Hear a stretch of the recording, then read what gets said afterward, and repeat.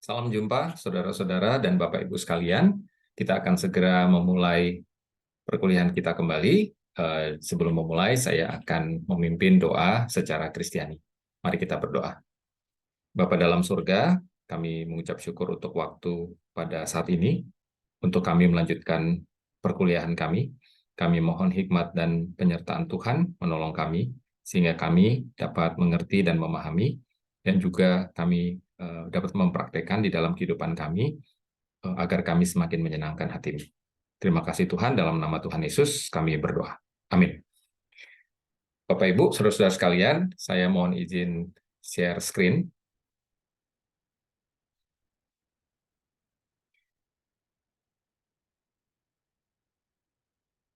Ya, hari ini kita akan melanjutkan tentang integrasi yang sudah dipelajari pada pertemuan sebelumnya, di mana pada pertemuan sebelumnya yang dipelajari adalah jenis-jenis integrasi. Namun tentu melakukan integrasi tidak semudah teori yang dipelajari, begitu ya. Ada hal-hal tertentu yang memang kita masih memerlukan proses. Semua kita tentu masih berproses. Nah, saya mencoba untuk memberikan suatu pendekatan, dan semoga apa yang diberikan ini bisa memperlengkapi dan memperkaya Bapak Ibu, saudara-saudara sekalian, juga nanti khususnya pada saat membuat paper atau bahkan skripsi nantinya. Semoga apa yang dibagikan ini bermanfaat bagi Bapak Ibu dan saudara-saudara sekalian.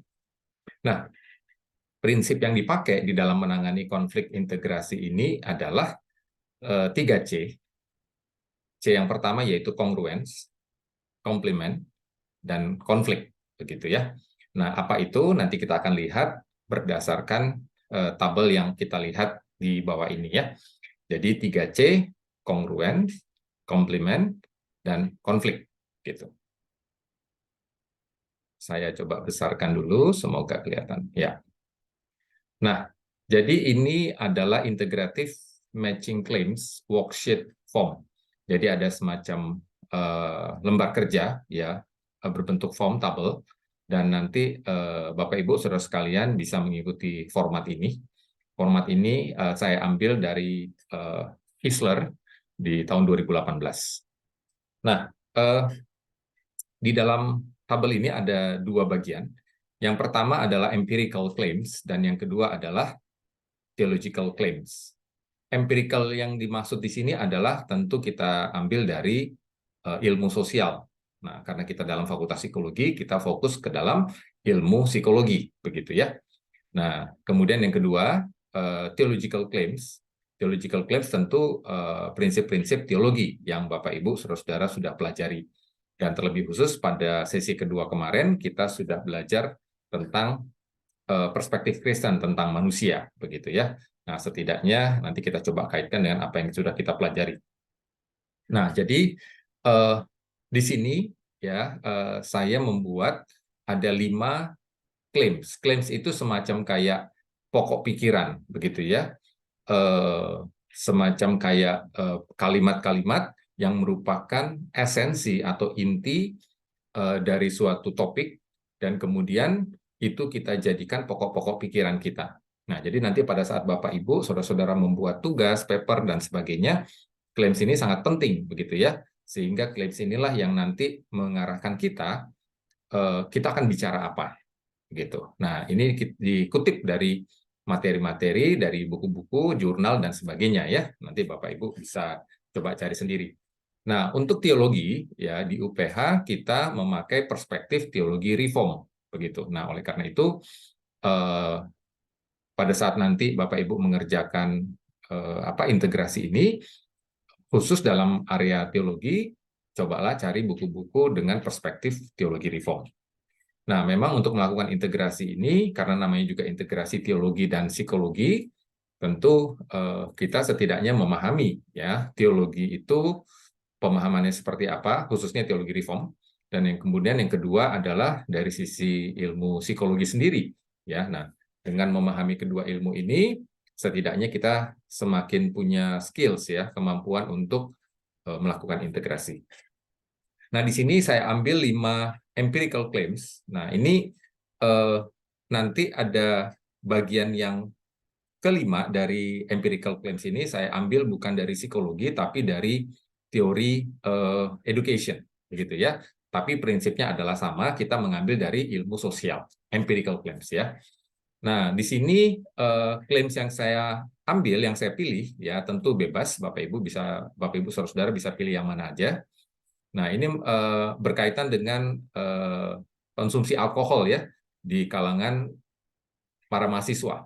Ya, jadi yang pertama, drinking alcohol is one of the coping strategies used by college students to overcome their relationship problem called social anxiety. Ya, nah terus yang kedua ada juga klaim yang lain begitu ya, tapi juga menyangkut social anxiety. Nah, yang C juga sama, kita lihat yang sebelah kiri dulu ya, Bapak Ibu saudara-saudara, juga terkait dengan social anxiety ya di kalangan mahasiswa. Dan kemudian yang D juga sama ya, social anxiety. Nah, kemudian yang E ini saya ambil bukan dari psikologi tapi dari education ya, tentang transformative learning. Ini saya kutip dari yang namanya Meziro ya. Nah, nanti kita akan coba bahas beberapa bagian ini. Nah, kemudian yang kedua saya ambil dari theological claims ya. Nah, jadi misalnya yang pertama, many sins that occur in this world are caused by the pride of the human heart, which rejects God's will for us, just as the evil fruit comes from an evil tree. Nah, jadi ini banyak bicara tentang human heart, ya, Bapak Ibu. Nah, juga yang kedua ini menyangkut heart, gitu ya, hati kita. Dan ketiga juga tentang heart, ya. Dan keempat juga tentang heart, gitu ya. Dan kelima juga tentang heart, gitu ya. Nah, jadi di sini kita bisa melihat ada dua topik besar ya di ilmu sosial ini menyangkut social anxiety ya, meskipun yang E terakhir itu adalah tentang transformative learning. Nah, tapi yang di bagian teologi itu banyak bicara tentang heart. Dan pada waktu pertemuan kedua di sesi yang saya pimpin, kita ada sedikit menyinggung tentang heart ya di bagian-bagian terakhir. Nah, jadi kita lihat dua hal ini yang kita akan coba integrasikan dengan memakai prinsip 3C. Congruence, komplement, dan konflik. Oke, kita teruskan. Nah, sekarang yang pertama dulu, point of congruence. Ya, congruence itu apa? Gitu ya. Jadi dari claims yang kita sudah kumpulkan di atas, begitu ya. Nah, pada prinsipnya kedua jenis klaim, baik yang empirical maupun yang teologi, itu pada prinsipnya itu secara esensi itu sama, gitu ya. Ada kesamaan, ya. Jadi ada suatu kongruen yang terjadi di antara para klaim itu. Jadi ketemu nih ya dua klaim ini, bisa saling mendukung, bisa sama gitu ya secara esensinya. Nah, kemudian dari dua prinsip yang sama ini, gitu ya, kita tentu harus menganalisis lebih lanjut kira-kira kesamaannya di mana, begitu ya. Oke, jangan-jangan yang kita pikir sama ternyata hanya sebatas komplimen atau bahkan konflik, begitu. Nah, kita akan coba analisa apakah betul dia kongruens atau tidak, ya. Nah, kongruens yang pertama adalah, nah ini kan tadi sebentar saya ke atas lagi. Jadi Bapak Ibu Saudara tolong lihat untuk empirical claims itu dipakai A, B, C, D. Sedangkan theological claims itu dipakai nomor ya, 1, 2, 3, sampai 5. Jadi kalau yang huruf itu empirical, yang angka itu teologi. Nah, kita coba lihat yang congruence dulu. Yang congruence pertama adalah klaim dari yang empiris yang bagian B, dan dia ternyata kongruens dengan klaim teologis yang pertama. Nah, ini saya copas lagi untuk yang klaim empiris B. Di sini dikatakan demanding oneself to achieve unrealistic high standards for social performance is one of the main factors that causes social anxiety. Ya. Jadi kira-kira intinya mau bicara tentang salah satu faktor penyebab timbulnya social anxiety dalam diri seseorang itu disebabkan karena dia tidak dapat menerima diri apa adanya, sehingga menuntut dirinya sendiri secara berlebihan, gitu ya. Jadi adanya unrealistic expectation gitu dalam dirinya dia. Nah, kita lihat klaim yang teologis. Nah, klaim teologis ini diambil dari yang pertama. Ini saya copas ke sini. Many sins that occur in this world are caused by the pride of the human heart. Jadi ini sengaja saya garis bawahi ya. Ini demanding oneself to achieve unrealistic high standards.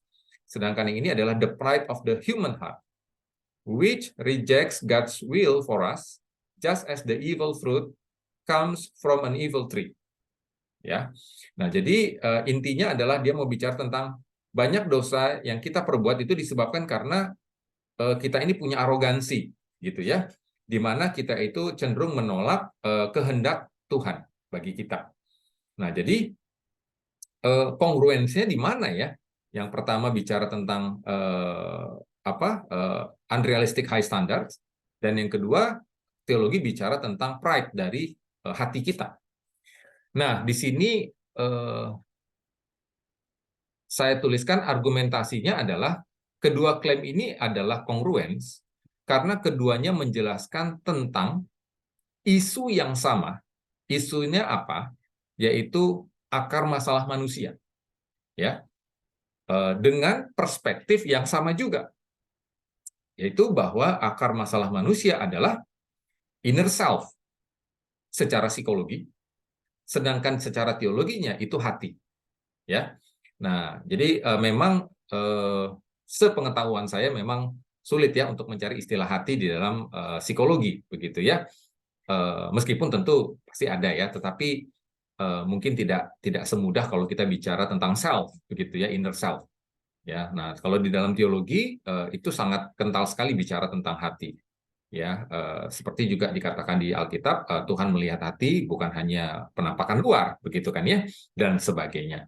Nah, coba lihat yang warna kuning, gitu ya. Jadi kalau yang warna kuning itu adalah isu yang sama. Jadi baik psikologi maupun teologi bicara tentang akar masalah manusia.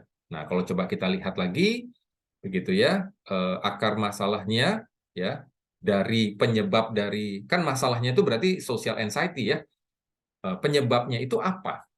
Karena adanya unrealistic expectation ya atau unrealistic high standards dari seseorang. Nah, itu penyebabnya. Nah, sedangkan kalau dari teologis penyebabnya itu adalah kesombongan. Masalah di sini adalah dosa, begitu ya. Penyebabnya adalah kesombongan dari hati kita, gitu. Nah, jadi ini kongruens, gitu ya. Jadi isunya sama tentang akar masalah manusia itu apa, ya. Nah, juga bicara tentang perspektif yang sama. Nah, ini yang warna hijau, gitu ya. Dua-duanya berbicara tentang sesuatu yang inside, ya, di dalam diri kita, ya. Dalam psikologi bicara intinya adalah tentang inner self, gitu ya. Sedangkan di dalam teologi bicara tentang hati, begitu. Berdasarkan kutipan yang kita ambil. Nah, kesimpulannya adalah kedua klaim ini secara konsisten menyatakan bahwa our inner self, ya, itu psikologi, sedangkan teologinya adalah hati, itu adalah pusat dari diri manusia. Jadi dalam diri kita itu ada pusat ya, yaitu hati atau inner self, begitu. Ya, itu contoh yang pertama, Bapak Ibu, saudara-saudara. Nah, kemudian congruence yang kedua masih sama, ya. Ini sekedar contoh, nanti kalau Bapak Ibu mau dan saudara-saudara mau coba dengan klaim yang lain, silahkan saja. Ini contoh yang saya buat ini masih berkaitan dengan klaim yang B, gitu ya. Tapi nanti beberapa ada klaim yang lain.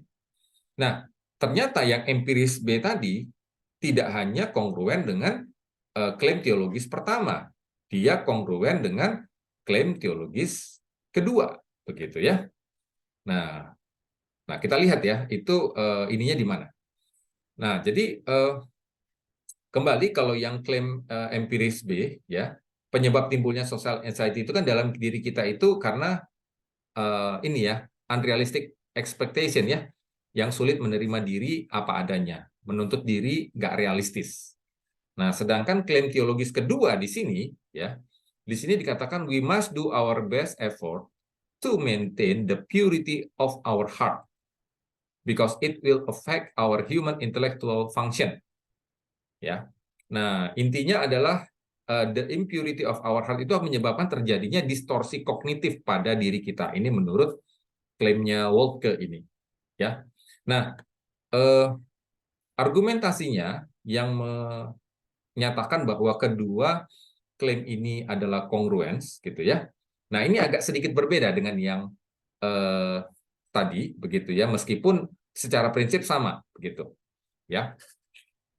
Kedua klaim ini adalah kongruens, ya sama, begitu ya, karena keduanya menjelaskan tentang masih sama isu yang sama, begitu ya, yaitu akar masalah manusia, juga dengan perspektif yang sama, yaitu inner self psikologi, ya, yaitu di dalam inner self itu kan dalam psikologi ya, sedangkan hati itu di dalam teologi. Jadi keduanya sama, meskipun ya secara kutipan ya yang teologi pertama dan kedua itu kan tidak persis sama, begitu ya, ada perbedaan. Nah, tetapi secara isunya ternyata sama, akar masalah, begitu ya, dan juga memiliki perspektif yang sama.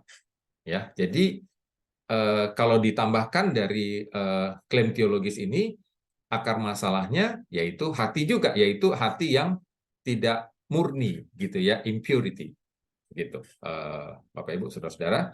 Nah, kalau tadi yang pertama sama ya, hati juga. Kalau yang kedua impurity, ya. Kalau yang pertama itu pride. Jadi kelihatannya di tanda kutip permukaan itu berbeda ya.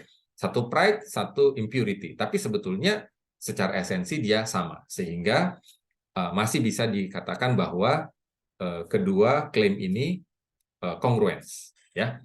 Dengan satu klaim dari psikologi yang sama. Itu bisa kongruen dengan dua klaim teologi. Nah, kita coba yang ketiga.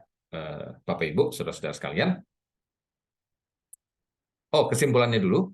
Kedua klaim ini secara konsisten juga menyatakan bahwa inner self kita, yaitu hati, adalah pusat dari diri manusia. Ya, oke. Nah, yang ketiga, kongruensi yang ketiga.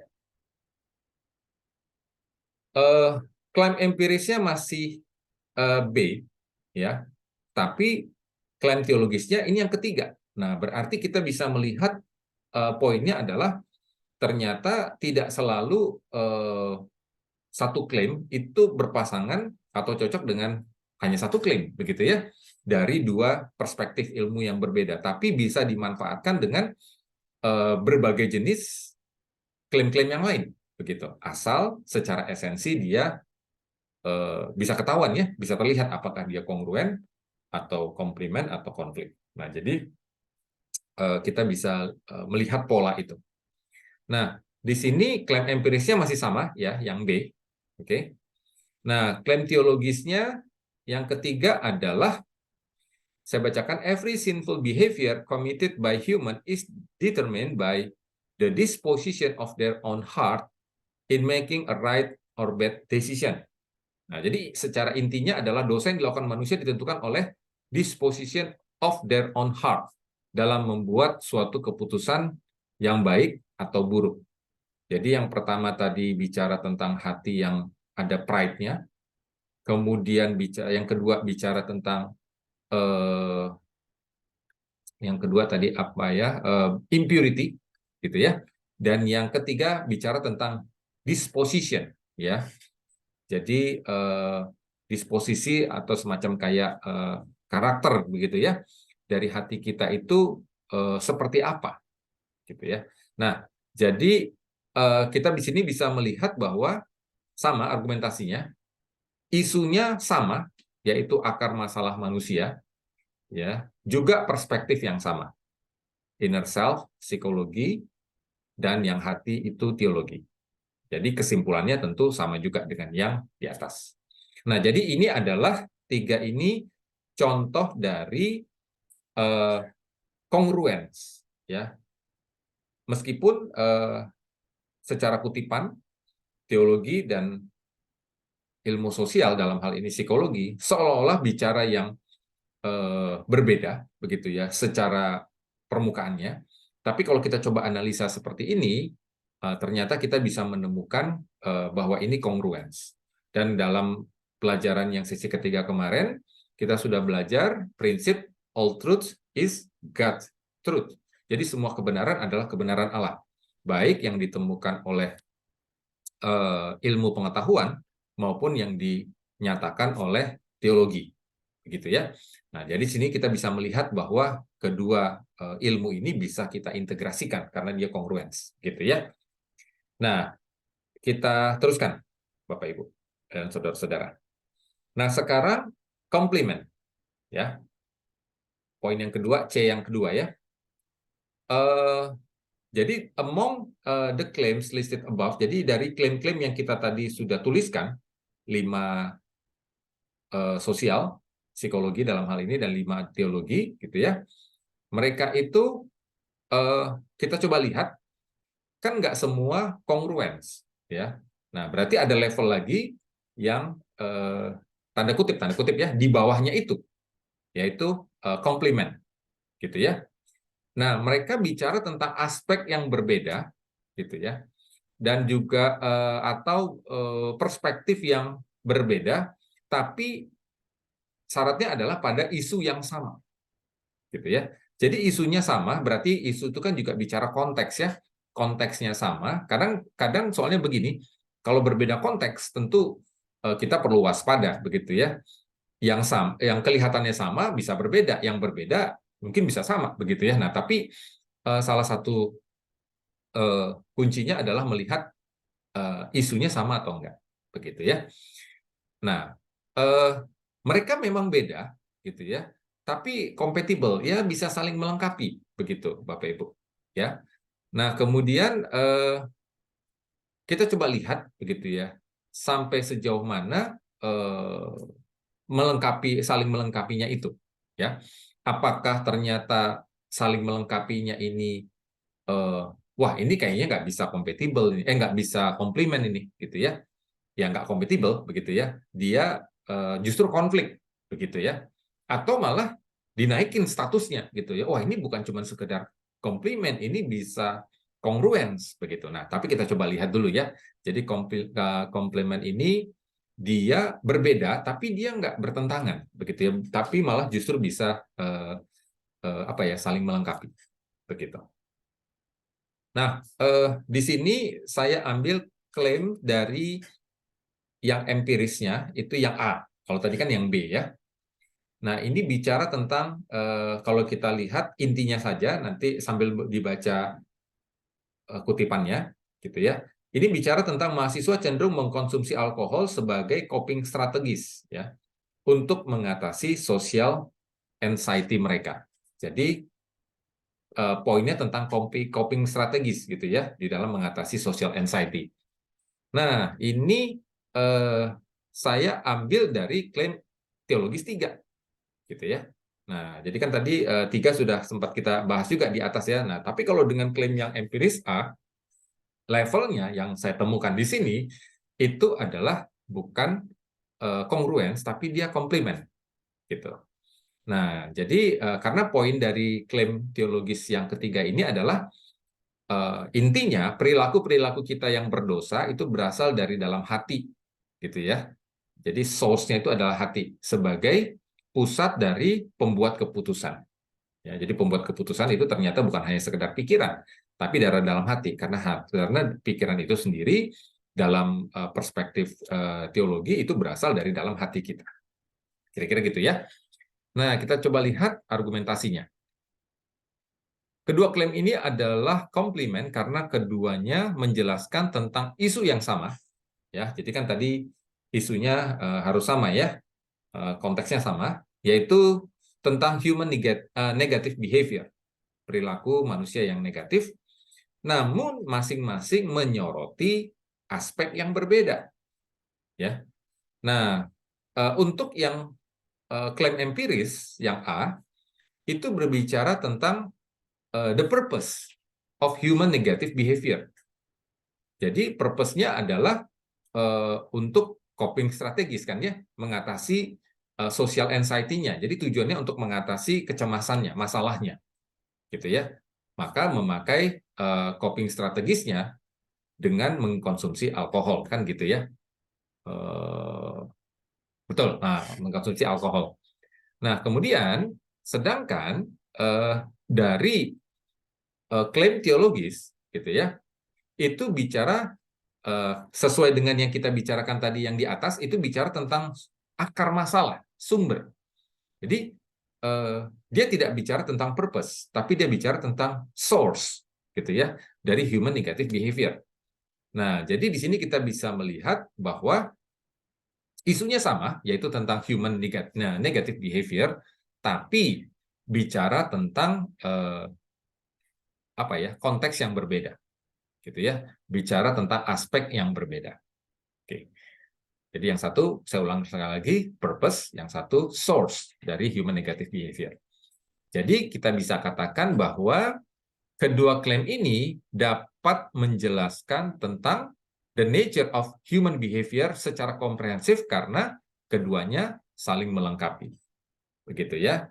Nah, tapi sifatnya adalah komplement, ya, saling melengkapi. Ya, jadi ada satu purpose dan satunya lagi adalah source, begitu, Bapak Ibu. Nah, karena dia tidak bertentangan, begitu ya, apakah ini bisa kita pakai? Tentu bisa, ya, karena dia memang tidak bertentangan, ya. Namun sifatnya adalah komplement, ya. Nah, komplement yang kedua, Bapak Ibu, saudara-saudara, klaim empiris yang C dan klaim teologis yang kedua, ya. Nah, yang C ini intinya bicara tentang mahasiswa yang memiliki cognitive distortion, ya, itu menyebabkan social anxiety. Oke, jadi adanya cognitive distortion itu menyebabkan timbulnya kecemasan. Sedangkan dalam klaim teologis yang kedua, intinya adalah hati manusia yang tidak murni, impurity tadi, gitu ya, akan menyebabkan timbulnya cognitive distortion, gitu ya. Jadi di sini dikatakan affect our human intellectual function, kira-kira begitu di dalam klaim teologisnya. Nah, kedua klaim ini juga bisa kita kategorikan sebagai komplement karena keduanya menjelaskan tentang isu yang sama, ya, sama-sama tentang human kognitif, gitu ya. Human cognitive distortion, ya. Namun masing-masing menyoroti aspek yang berbeda. Jadi memang konteks isu ini penting ya, Bapak Ibu ya. Isunya itu memang harus sama, gitu ya. Nah, namun masing-masing menyoroti ada aspek yang berbeda. Ya. Nah, di sini dari catatan saya, kalau yang psikologi itu bicara tentang impact, ya. Sedangkan kalau teologi bicara tentang source, ya. Nah, tentu nanti pada waktu kita mencari klaim-klaim begini, ini akan kita temukan, begitu ya, Bapak Ibu ya. Tidak semudah seperti kita menemukan yang apa seperti yang di atas tadi, begitu ya, yang kongruens. Itu kalau ketemu yang kongruens kan senang sekali gitu ya. Wah, pekerjaan jadi lebih mudah nih untuk integrasi. Namun pada realitanya tidak selalu yang kongruens itu kita temukan. Kita banyak sekali justru menemukan yang mungkin konflik atau mungkin komplement gitu ya.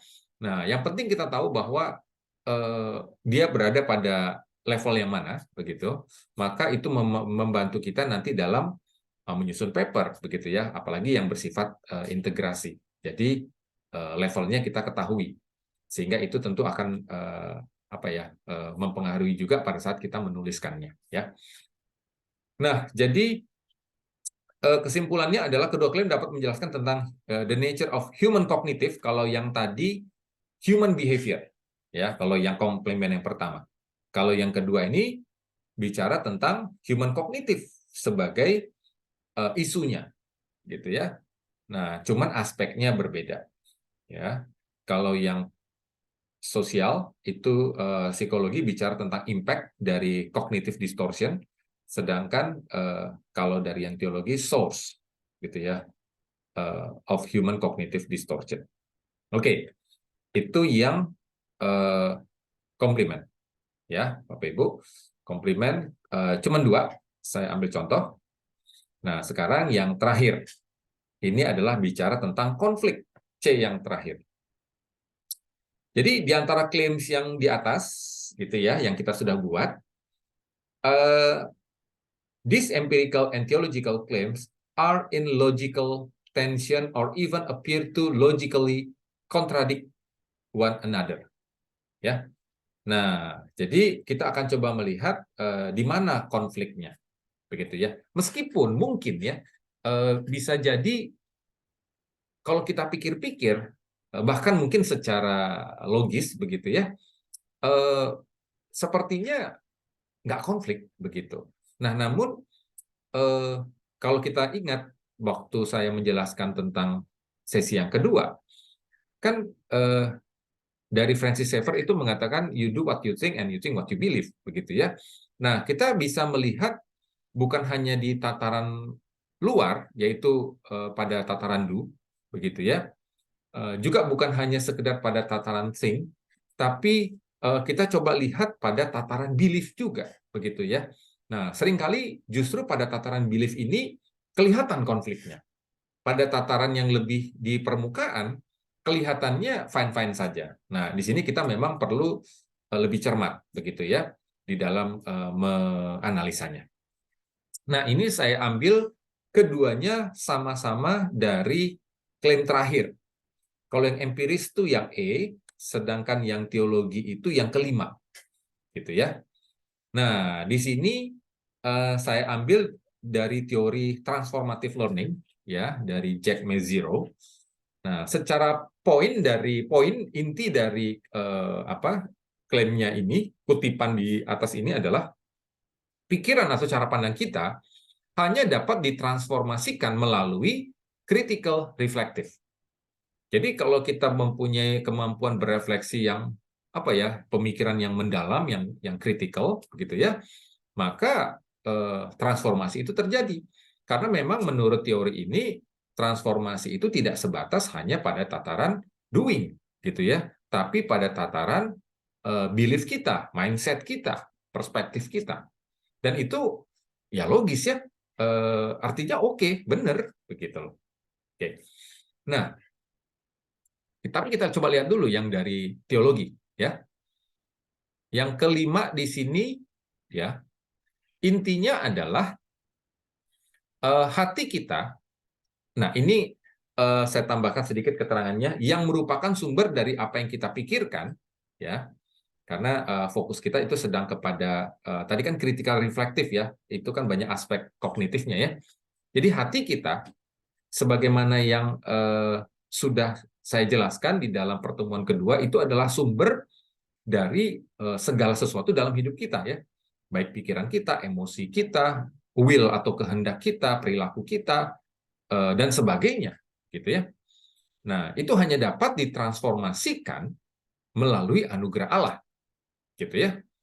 Nah, namun tentu ini tidak terlepas dari respon kita, gitu ya. Nah, oleh karena itu argumentasi yang saya buat di sini adalah kedua klaim ini konflik, ya, karena keduanya menjelaskan tentang isu yang sama, yaitu tentang transformasi dari diri kita, ya, isunya sama, tapi memiliki perspektif yang berbeda. Apalagi tentu kalau isunya berbeda, begitu ya. Nah, kita harus jauh lebih hati-hati lagi. Tapi kalau kita dalam isu yang sama, itu tentu semakin mempersempit ruang lingkupnya dan semakin bisa membuat kita semakin jelas melihat ya, apakah ini konflik atau tidak. Nah, namun memiliki perspektif yang berbeda. Nah, jadi kalau yang kuning ini isu yang sama adalah human transformation. Nah, kalau yang warna hijau perspektif yang berbeda yang kita bahas ya. Nah, kalau secara klaim empiris, transformasi itu semata-mata ya atas usaha dan kemampuan manusia. Oke, saya bold versus transformasi semata-mata adalah anugerah Allah yang harus diikuti oleh respon manusia. Itu klaim teologis. Nah, jadi seperti yang saya katakan tadi di awal, sepertinya nggak ada yang salah ya dengan kutipan dari transformative learning tadi. Dan memang itu tentu ada benarnya, begitu ya. Nah, namun itulah sebabnya mengapa kita tidak bisa mengadopsi mentah-mentah kalau kita bicara dalam konteks integrasi ya, Bapak Ibu, saudara-saudara. Karena apa? Karena itu tadi yang menjadi dasar dari integrasi ini memang betul all truth is God truth gitu ya. Namun dengan prinsip sola scriptura gitu ya, bahwa scriptura itu Alkitab, sola itu hanya bahwa hanya Alkitab yang menjadi bahwa hanya Alkitab itu adalah firman Allah dan dialah yang menjadi pemegang otoritas, maka saya mengambil posisi bahwa sumber utama atau acuan atau standar utama adalah prinsip Alkitab ya. Nah, kemudian inilah yang akan kemudian menentukan atau memfilter ya apakah suatu kutipan lain atau pandangan dari perspektif ilmu lain itu akan berada pada level yang mana ya, pada level komplement atau pada level congruence atau pada level konflik begitu ya. Nah, jadi di sini saya meletakkannya pada level konflik gitu ya. Sekali lagi isunya bisa sama, yaitu human transformation, namun perspektifnya berbeda ya. Jadi yang psikologi, ini bukan psikologi, tapi yang education, teori transformative learning ini betul-betul sangat human center, ya, human center. Nah, tapi di dalam teologis ini kita God center. Nah, tapi tentu ya God center di sini tidak meniadakan akan tanggung jawab dan peran atau respon manusia ya untuk melakukannya. Itu tidak meniadakan itu. Namun harus dimulai oleh anugerah Allah terlebih dahulu. Nah, kalau bicara tentang hal ini berkaitan dengan prinsip sola yang kedua, begitu ya. Nah, di dalam perspektif teologi reform itu ada 5 sola, Bapak Ibu, saudara-saudara sekalian. Mungkin sudah ada yang tahu. Saya ulangi sedikit. Ada yang namanya sola gratia, semata-mata hanya karena anugerah. Nah, inilah prinsipnya ya, anugerah dari Allah. Manusia itu diselamatkan. Gitu ya, prinsip ini kita pakai di sini. Setelah sola gratia itu ada juga namanya sola fide. Ya, fide itu faith, hanya karena iman manusia dibenarkan, bukan karena perbuatan baik. Gitu ya. Nah, ini juga bisa masuk nih di sini.